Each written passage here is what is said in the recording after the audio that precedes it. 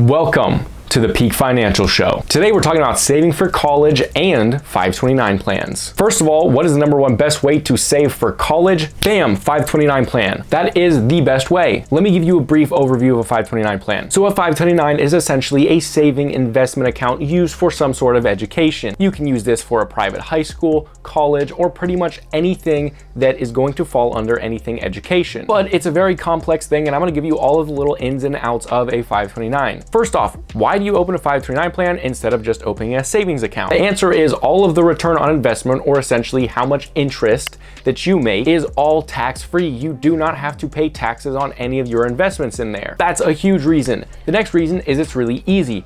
Most 529 plans are set up for people that are getting older and going to college. That's probably the main center of a 529. Now it can be again used for anything graduate school, it doesn't matter. Anything education, no matter if you're 40, 50, it doesn't matter. It can be used for anything education. But if you do have a child on the way, or if you have a young child now, or maybe even a child in college, or maybe you're a college student right now, it is never too late to set this up. So let me explain most 529 plans. And before I do that, I also do have a link to a 529 plan below that I recommend, but I'll also talk about the different 529 plans and the best ones at the end of the video. Okay, so continuing on with 529 plans, why they're easy. Most 529 plans are set with an age-based option. What this means is it splits your portfolio of how much money you put in depending on how old you are, which means when you're younger, let's say your child was just born, you set them up a 529 plan. You have it set on the age-based option so that when they're 1 year old, and let's say you put $500 in there, that $500 is gonna be invested very, very risky. And if you guys know anything about investment, the more risky it is, the more return you potentially have. But again, you could lose it faster. Now, why this is good is if they're 5 months or a year old, or even 5 years old, they're not gonna be using that money probably until college. So that's a very long time away, which means that money has a lot of time to grow. So as they continuously get older, it slowly makes the portfolio less risky. So when they're young, very risky, high reward. Your rate of return will usually be pretty high, but if the market crashes, you could lose it all very fast. However, there is time for it to go back up. Now that's why that's smart. You don't have to do anything. All you do is put the money in and they invest it for you. So right now I am in college, and since I'm in college, it's like zero risk. We don't want you to be risked. So most of it is in money market, which means essentially just like the market just crashed because of COVID-19, with one of my 529 plans that had about $7,000 in it, I lost about $50. Whereas if it was much more risky, I could have lost, $1,000. And that's why the age-based is good. You don't have to think about it. There's little to no risk because it's an age-based, and that is the beauty of age-based 529s. Now, most 529s are age-based or have the option to be age-based. Some of them also have the ability to customize your plan. Don't do that. Unless you have a ton of experience, and I mean years of experience, do not do that. Leave it with the age-based. The people who set up these 529s are smarter than you with investing. Now, moving on to the next question that you might have. What if my child, or what if I get a full scholarship in college? Good question. So let's say you get scholarship and you don't actually use all of the money that's in your 529.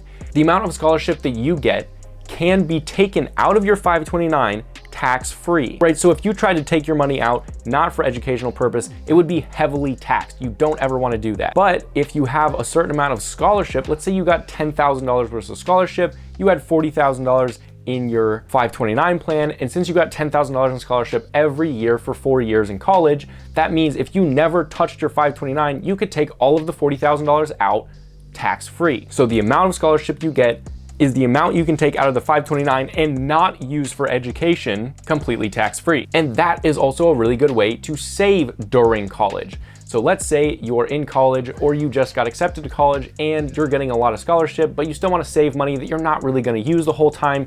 You can use a 529 to do that because it will still gain interest while being completely tax-free. So utilize this if you can. Now, the next thing is, it might seem like a basic question, but some people I'm sure are gonna have it. What if I am below age or my child is young? How do you set that up? So if you are not 18 years or older, your parent or guardian will set it up, and then they will set you as the beneficiary. My parents did this for me when I was younger and I was the beneficiary. So basically you set the beneficiary as the person that's going to college that's below the age. Now, next question, is the person that's listed as the beneficiary the only person that can use the 529 money? No, not at all.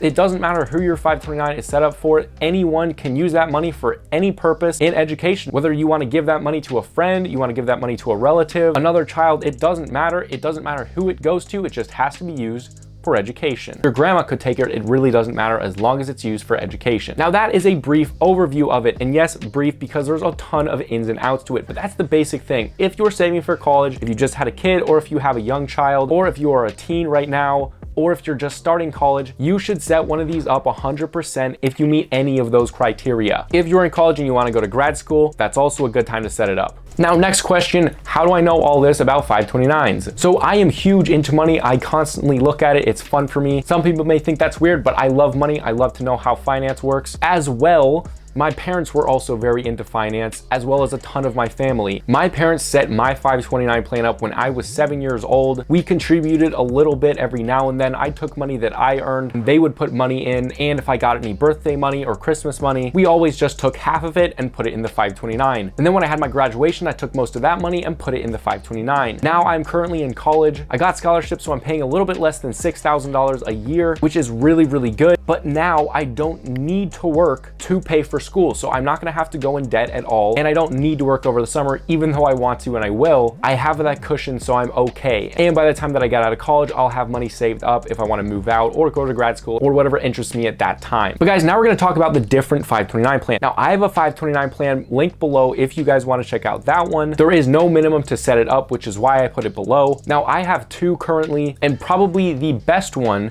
is the Vanguard 529 plan. Now the difference between the one that I've listed below and the Vanguard one is to have Vanguard, you have to have a minimum of $3,000 the first deposit.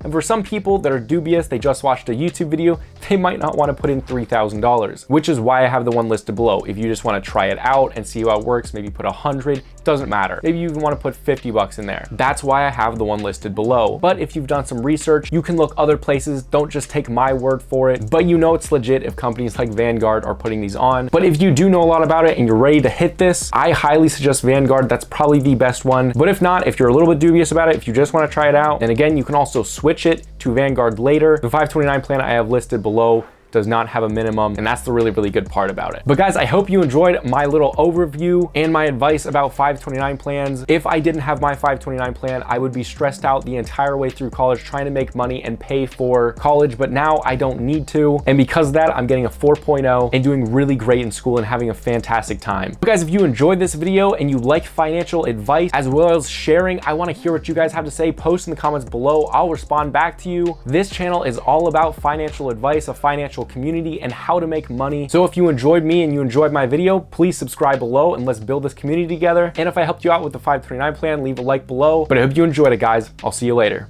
This was the Peak Financial Show.